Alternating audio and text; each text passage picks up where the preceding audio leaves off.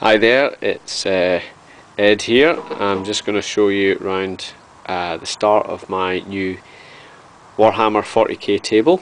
I took the inspiration from another set of guys who are really prevalent video guys on YouTube, BTP or BlueTablePainting.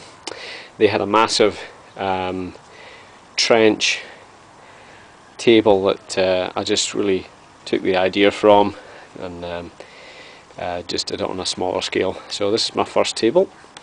I used very cheap actually from in the UK. It's a company called Jewsons. You can buy an 8 foot by 4 foot 50mm. You can just see a chunk of it here. This one's actually loose. So 50mm polystyrene bead.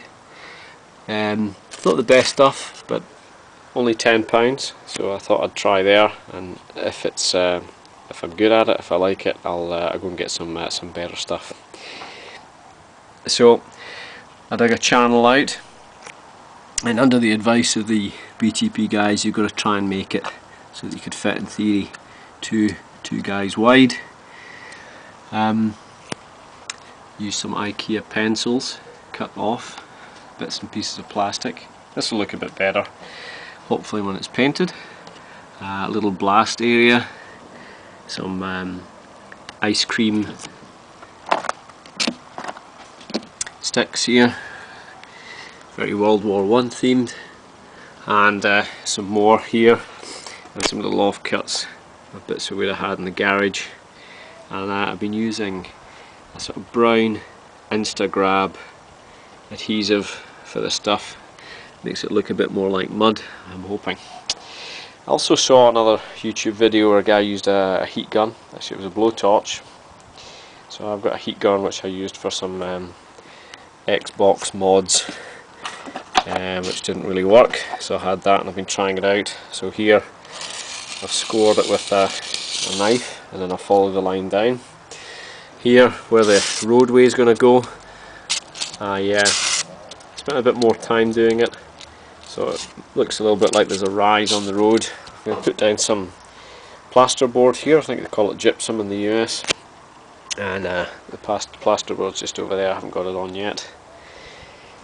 And I'm going to put a separate piece here, which is actually from my nephew, this one, and he'll be able to take this off and put it up on his display in his room when he's not using it to put his figures on. I haven't quite worked out what I'm going to do here.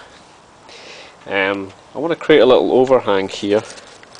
See how I'm going to do that. Just cut away here, put some moss down. I found some moss which is dried out. See how that works. I've got some flock on order and some paint, so we'll see how it looks. I've